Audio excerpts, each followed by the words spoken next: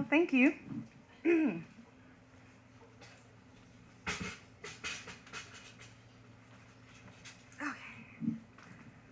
All right.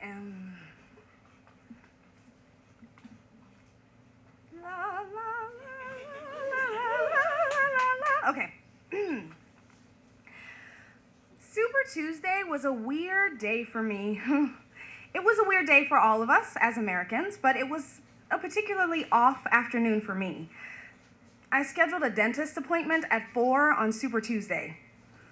I did this and also failed to vote before Election Day because I'm a terrible excuse for a politically active citizen and the reason why democracy is falling apart.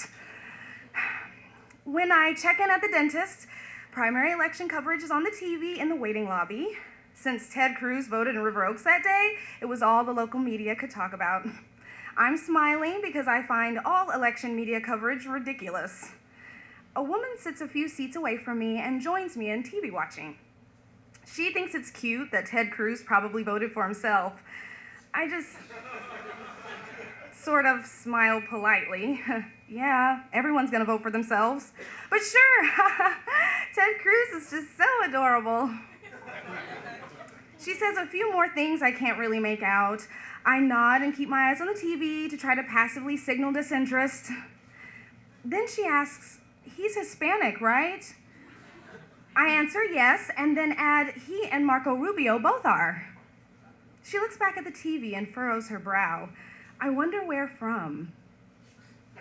I pull out of my back pocket. I can't quite remember what their heritage is, but I know Ted Cruz had dual citizenship in Canada that he revoked before running. She is absolutely fascinated by that tidbit. I want to point out that I'm assuming this woman is herself Hispanic. I learned shortly that I'm right. She is. Based on the inference, though, I assume the bulk of her interest is in goodwill because it's kind of cool that people named Cruz and Rubio have a shot at the presidency in 2016.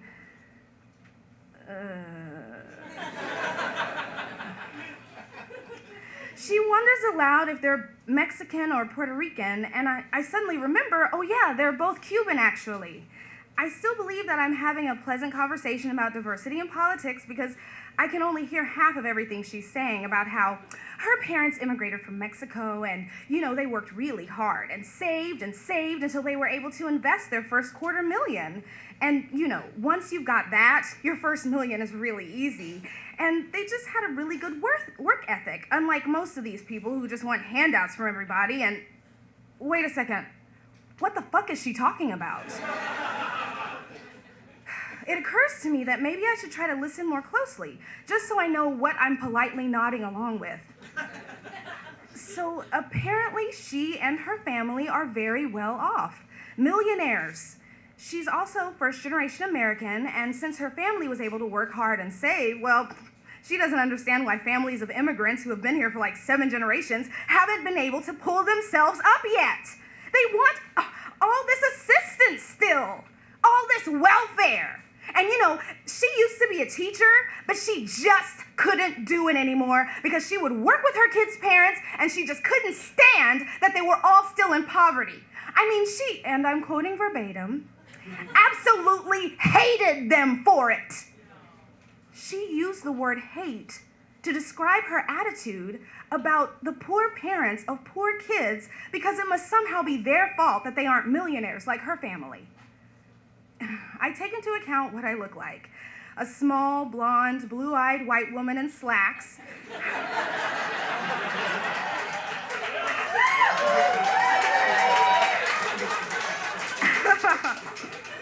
And smiling at a news story about the Republican primary.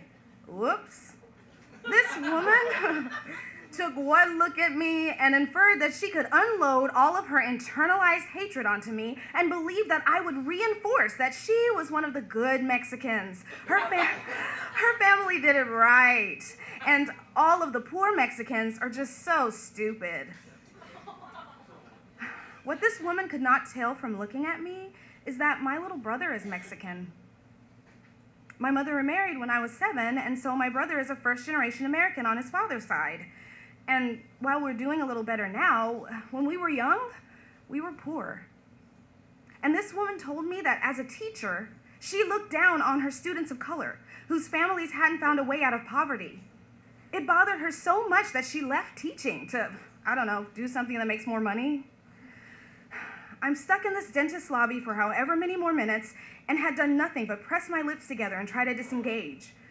I didn't tell her that actually I was going to go vote for Bernie Sanders later that day in the interest of raising her parents' taxes so that my Mexican brother could go to a school that could afford teachers that gave a modicum of a shit about all their students. Yes!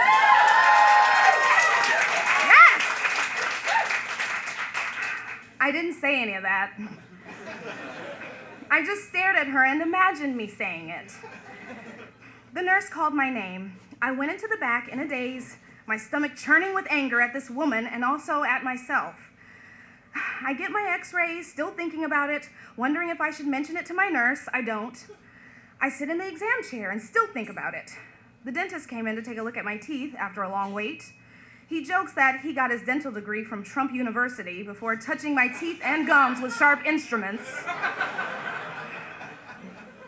After an hour, the nurse asks me when I want to schedule my cleaning.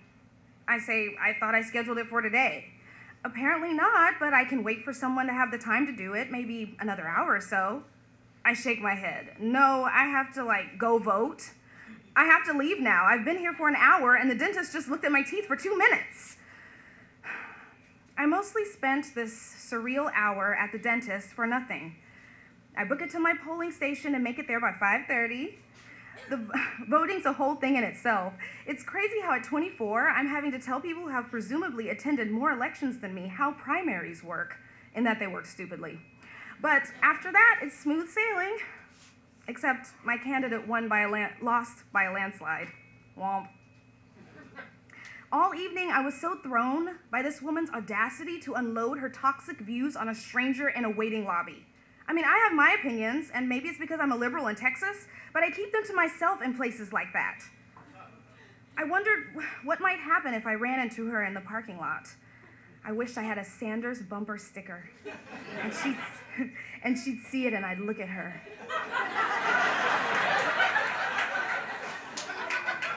Knowingly.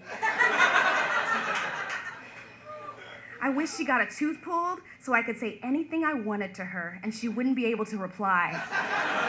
Her mouth full of bloody gauze. Now I just hope the next time she decides to unload like that on an unsuspecting stranger, they're cooler and braver than me. What she said made my blood boil for an evening, but what I failed to do is going to feel like a stone in my stomach for a lot longer.